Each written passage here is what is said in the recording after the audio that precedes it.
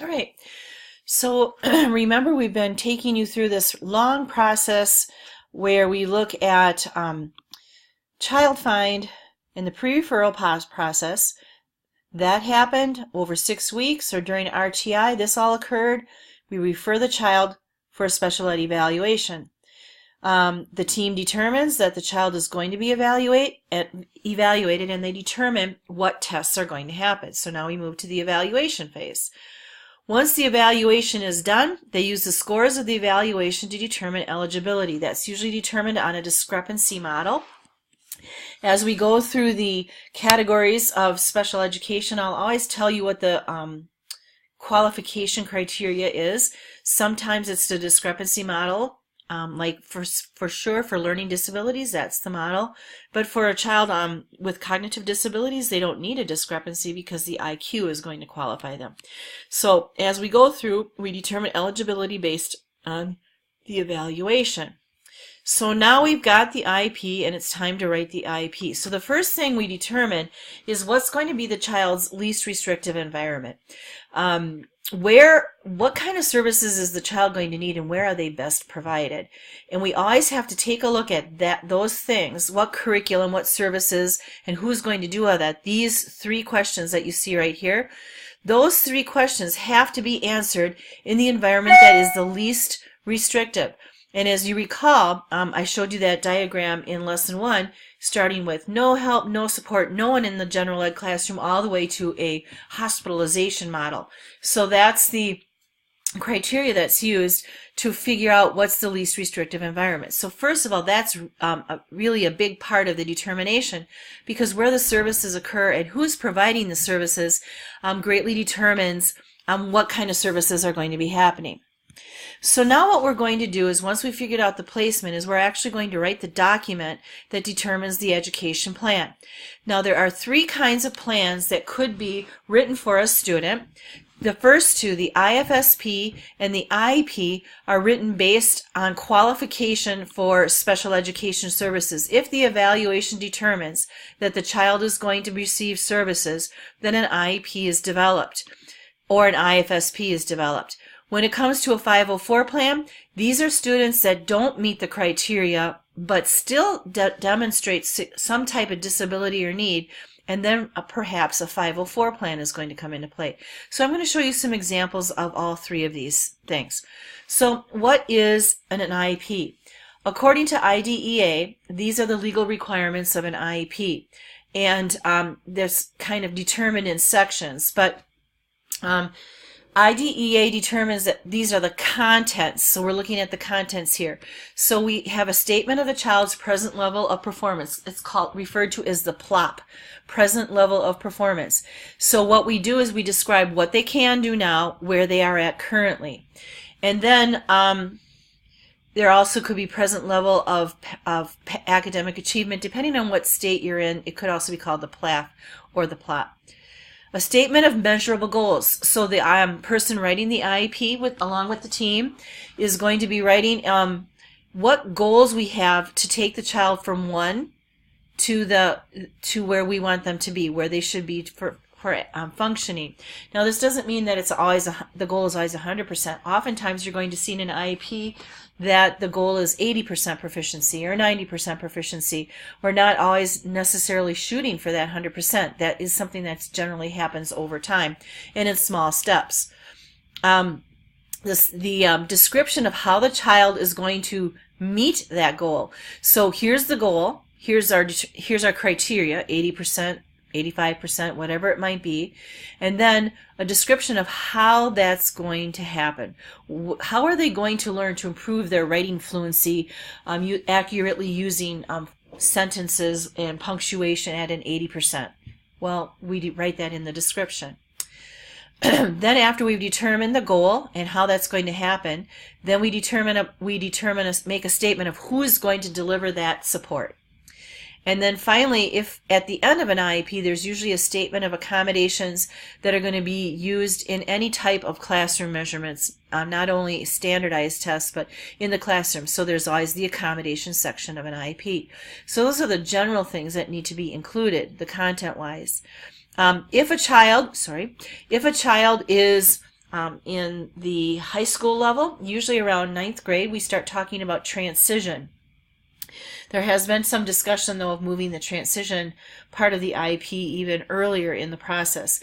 But what's appropriate for transition is to determine what are they going to do after high school? What are their post-secondary goals? And what kinds of services is the child going to need to accomplish those goals? Who will be on the team writing this IEP? The parents, a regular ed teacher, their gen ed teacher, at least one special ed teacher, but often there's more. One of those special education teachers is usually the case manager that sort of runs the meetings. A representative of the local education agency, like an administrator or special ed director. And then any other, sorry, I keep doing that, and any other individuals who have knowledge of the student or expertise. When appropriate, the child could also be a part of the process. Especially we like to see this when we get into the middle school and high school level, because the child is able to advocate and should be taught how to advocate for themselves. So that becomes an important part of it. So those are the parts of the IEP. So what I want to do is I have given you access on Moodle to 2 different IEPs. And what we're going to take a look at right now is the IEP for the student with a specific learning disability. So we're going to take a look at that.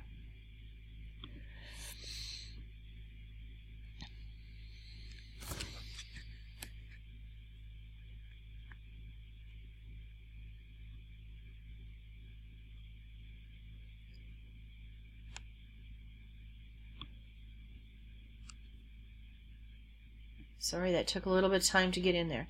Okay, so again, it looks similar on the top to the assessment report, evaluation report, but in here it talks about the IEP. What's really important on an IEP, many things are important, but this part is especially important for the IEP case manager.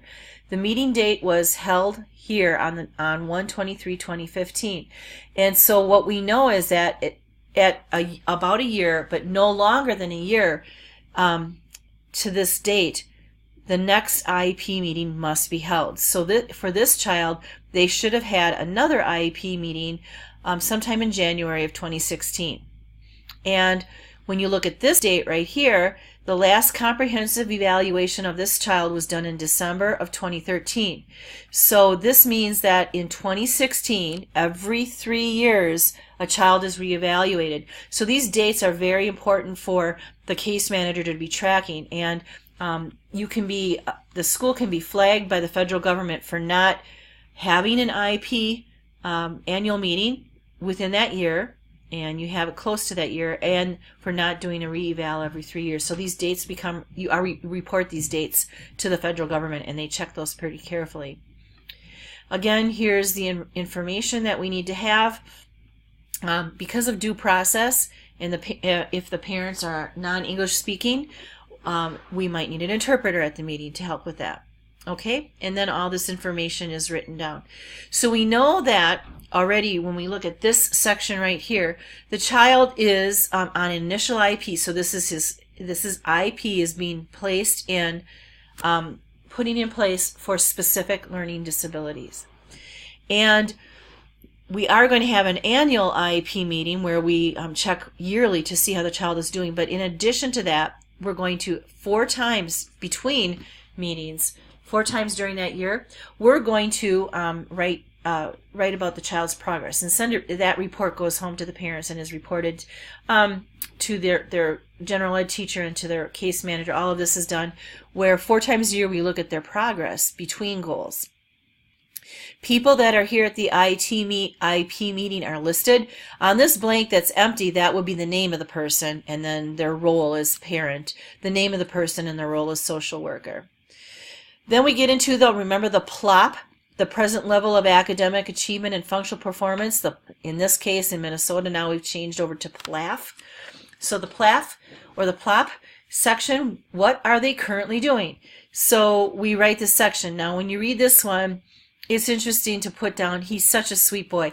That generally isn't necessarily something that we see put on that, because an IEP is supposed to be fairly objective. Not saying that we wouldn't say, positive things about the child, but the sweet boy tends to be, that's a little bit maybe over the top of objectivity, but you would say that he's a well-performing student, or he's a kind student, or whatever it might be. He responds to positive reinforcement most of the time, and you can go on and see how he's being described. And then you look onto the next page. Here is goal 1, and here's his measurable annual goal. So here's his first goal. He's going to improve his comprehension of reading from the ability to locate information in a passage to the level of understanding what he read, and is able to identify the main idea and predict what may happen next by February 2016. Now, when I read this measurable goal, and people that write IEPs and analyze IEPs for a living tend to be a little hypercritical, but I would tell you that I don't think this is very measurable. So what I would want to say is these benchmarks that the teacher puts into the measurable annual goal better be very specific. So basically, what is she saying here? He is improving his comprehension from a very basic level to finding information to understanding the information, and so much so that he can state the main idea and predict what's going to happen next. So there's a lot of things in that measurable goal. So when we look at the benchmarks, here's more specifics. After reading a story, he will make a reasonable prediction 3/4 of the time, 3 out of 4 times. There's the measurable part. Blank will correctly identify the main idea in a story 3 out of 4 times asked. After reading a nonfiction account, blank will answer comprehension questions correctly 4 out of the 5 times asked. So now what the teacher does, the teacher who's in charge of instructing the child towards this goal and measuring this goal, is going to use these benchmarks to determine, are they making progress? So remember, he's going to get measured and reevaluated 4 times in writing. So maybe the first time he's not going to probably be at the 3 out of 4 times. Maybe he's 2 out of 4. That's going to be reported. However, if a child would actually meet their benchmark in that first measurement, then the teacher can go and request that we redo the goals and the benchmarks and write new ones. So it's a fluid document, but it's also very important to follow what the document is asking. Here's another goal, and this one's a math goal. And this is linked on Moodle for you, so you should be following along with me so you can kind of follow those. So he uses 3 measurable goals. Because this child is in 3rd grade, I believe is what they said, he is not going to be eligible for transition services, so this part is left empty. And then this is an important page for you as a gen ed teacher, especially if you're a gen ed teacher, to be taking a look at. So here's the service description. So the student is going to get math instruction and support starting in February, twice a week, for 30 minutes of direct instruction. And where is that going to happen? Now, I'm not really sure what they mean by math, so I kind of feel like this is a bad location. Usually it's very specific, like the study hall or the social office work. So I'm assuming they must have a math resource room, and that's where they're talking about it. Maybe there's like I said, a math support room, and they should just left that off. Now you'll notice that the child has 30 minutes of direct interaction with that specific support. And when we talk about indirect services, that's where the gen ed teacher and the special ed teacher are given time that they are supposed to meet and discuss this child 10 minutes a week.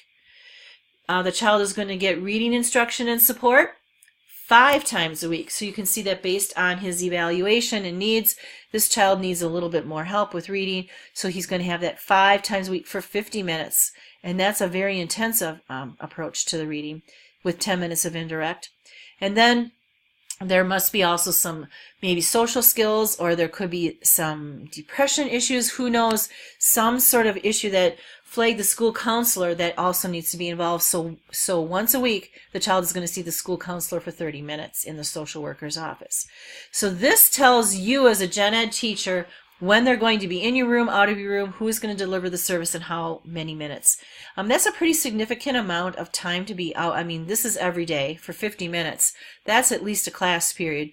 That would be considered pull-out in many respects. And here direct, this isn't as much. And then, of course, this is support. Now, this is checked as yes. The child is according to the IEP, the district is required to provide that child a paraprofessional. How much of the paraprofessional's time will the child get? The child is getting the support for both academic and behavior, so both areas, and it's going to be every day for at least 90 minutes a session in the regular classroom. So that para is going to come in for an hour and a half every day and support that child. Now, here's a little more description. Why are we needing a para? To help that child stay engaged, to help him remind him to stay on task, to help him flow through the stations, and this child needs a sensory break to help them regain focus. Is the child going to need assistive technology? That's a different evaluation that is done to determine what kinds of support devices. Do they need an FM system? Do they need a special computer keyboard? Those are assistive technology things that if it's checked, then they will explain what they need. If a child needs transportation to the building that they're going to get their services in, then that's described. So oftentimes when I worked in the private school, this was checked yes, because the public school would provide a bus that would come and pick up the child, take them to the public school, provide the service, and then bring them back. An interpreter isn't needed, and then extended school year is not needed. Extended school year would mean summer school. Do we think this child needs to go and continue their services and their work through the school year? And then least restrictive environment is described here. And so we're saying that for this child, there's going to be specialized instruction in certain things, but when he's in special ed, he's not going to be in the gen ed classroom for read aloud, social studies, and intervention time. As well as read in that reading and math. The daily 5 in reading and math. And the name didn't get whited out here, but the team recommends that he take his MCA tests in a small distraction. So these are least restrictive environment guidelines. Now remember I said that there's going to be a page towards the end that talks about what accommodations and modifications are in place for him no matter where he is, no matter what classroom he's in, the gen ed or the special ed or the gym or wherever he might go. These are his supports. He's going to need to take sensory breaks, so they have to plan for where they can send him for that. He can come to the resource room with a green pass when he's unable to work in the large group setting, so it's kind of an out ticket. He might need extra time to complete assignments, especially those that involve extra steps. And he's going to have a paraprofessional but it's a shared para, so that para is going to work with other students as well that will able to help him. Any supplementary aids for him, there are none that are needed for this child. And any programs are listed here. So this is that accommodation and modification page. Now, when I was the gen ed teacher for students, the page that I would pay attention to most was probably this page. I would flip to it because this page applies to me. What am I going to have to do in my classroom to support that student when they come in there? Then the next page I would probably pay a lot of attention to is this. What are the services that they're going to get? So I would take a really strong look at this because, of course, being that I was their teacher, I know already have been participating in the evaluation report, so I know what the results were. This section of the IEP determines if the child is going to be able to take their MCAs or any other standardized tests that you might have to take in high school. It might even include ACTs or MAP tests. Are they going to take them with accommodations? If so, what accommodations are they going to have?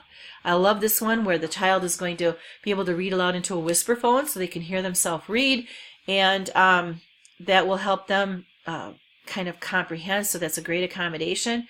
And sometimes it's checked without accommodations. In this case, this child is getting accommodations for the reading and math test, and it looks like at this point with third grade they don't do the science, so it's not even described. And when you would get to be high school, then it talks about sometimes graduation assessments, and if there's an assessment that they have to take to determine that they're ready to graduate, then those accommodations are listed there.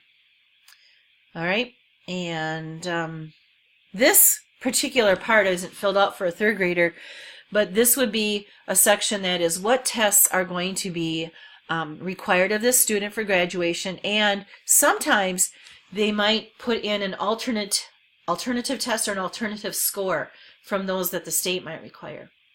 And more talking about assessments. So this IEP becomes this very inclusive document.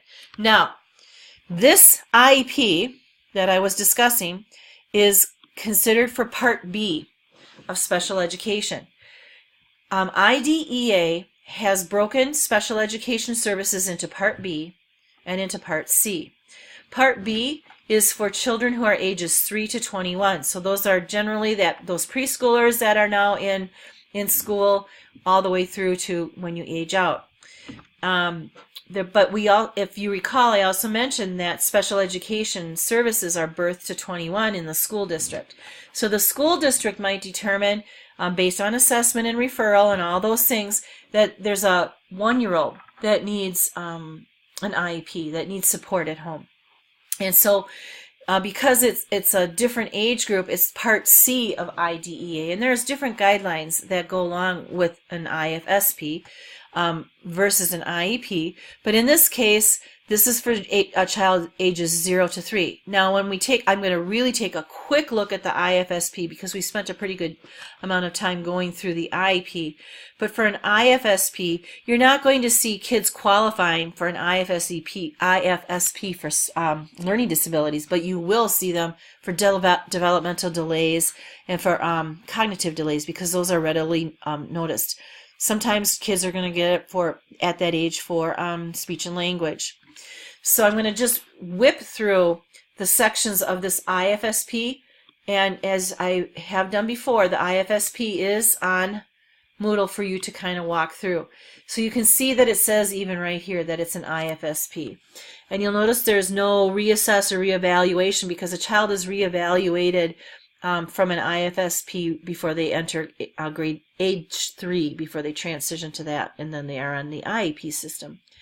So as I mentioned before, this child has a developmental disability, and we can see that the problem is that the public health nurse noticed that the child was not communicating with the correct benchmarks at ages 12 months, 16 months, and 20 and 24 and then 30. So there seemed to be some difficulties with communication as well as social and emotional attachment, and therefore she referred him to be evaluated. And he was evaluated, and you'll notice the evaluation looks a little different. Much more of those support services than any education services, because at that point we're not worrying about can they read and can they do math, but we're worried about can they crawl, can they walk, can they speak, can they socially interact. So it's going to be these support services that are going to do the assessment. And then as you go through, here's a summary of their development areas that we're taking a look at. And we're looking at all these, and there are some tests that are given, some measurements. Then at the end, they take this and they say, yes, this child is eligible for Part C services because there's a delay noted, and they kind of specifically regard the delay. They're saying it's a developmental delay. They're not saying anything else besides that, and a developmental delay is something that a child could learn and grow through. And then here we talk about family-directed assessment. Record the family's description of their concerns, and here we see that the family declined to share those. But a description of the child, what's already happening, timeline of services. I'm going to roll to that important last page that you can look at, and here it's telling us that he's going to get services in his home. Now I don't, this 10 times a year. It looks a little strange. It looks like 10 years, but he's going to get 60 minutes 10 times throughout the year. And we're going to start with 4 months and see if we need to do more visits. So the goal is 10 times in 4 months to see if this child is going to thrive. Special instruction 10 times in 4 months. Speech therapy 10 times for 60 minutes in 4 months. And all this is going to be done in the child's home. And so you can imagine there might be one person that does these two things, and then a speech therapist, or the speech therapist might deliver all of the services. And then they talk about, now what are you thinking? Transition for a baby? Well, just like a child transitions from school to post-secondary, when a child is on a Part C IEP, they need to create a plan to transition them either off of the IEP or to the Part B, which is the 3 to 21. So transition happens also in IFSPs. So these two IEPs are available on Moodle, and I would encourage you to kind of take a look and study them. What I'm going to be doing in class is giving you some IEPs to look at and to walk through in there, and then you should be able to take an assessment report and really understand what is being talked about in there, and be able to maybe make some decisions as a gen ed teacher based on this assessment report and evaluation, what I would do for that student. So let's get a little more practical. You are going to be a teacher of inclusion in a general ed classroom. That child's going to come in your room and you're going to include them in the general education practices. So in the case of a general education inclusive setting, there's two things that teacher is going to do. They maybe will accommodate the child. And an accommodation changes how the child accesses the information. So instead of reading the book, they might have the book read to them. It's a difference in the how. When we get modifications, those are more serious. We tend to not do nearly as many modifications as we do accommodations, because a modification changes what they will learn. So instead of learning how to add double-digit numbers, the child might learn, their math goal might be very different. They might be learning how to tell time. So let's take a look at some examples, and this again is also linked on Moodle, as to what some common accommodations and modifications look like. And this website that I've linked here, Smart Kids, is great because sometimes you're going to be thinking, what could I do to modify or accommodate? And this might even be something in your case study that you might be able to discuss with a parent. So if a child's got visual issues, maybe we're going to accommodate them by giving them a large print textbook. It's the same textbook, the print's just larger. We might give them a second set of books that they keep a set at school and home, and they don't have to transfer them in between. In high school especially, I had kids who couldn't work their spin lock, so we would put a key lock on there. So you can see these are different things that are just changing how the kid gets the information. Lots of ideas that can help them. And when I write 504 plans for students even in college, I will still put some of these types of accommodations in there. Now when they're taking a test, maybe the accommodation is going to be that I'm going to read them the test instead of them reading the test themselves, or I'm going to take the timing restrictions off. Or I might even say that you can use a book or your notes to take the test. Those are all accommodations. Now when we talk about modifications, you take a look at that, and instead of writing an essay, they only have to create an outline. Instead of having just coming up with answers on a test question, they might have a word bank.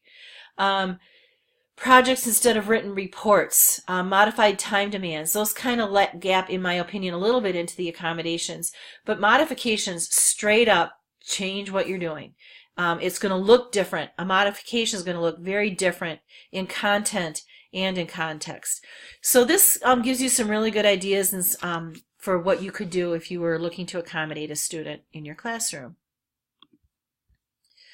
All right, we're going to wrap this up with what's the teacher's role, the general ed, and I'm talking general education teacher's role. So the general education teacher's role is to answer that page that I told you was important, accommodate their needs.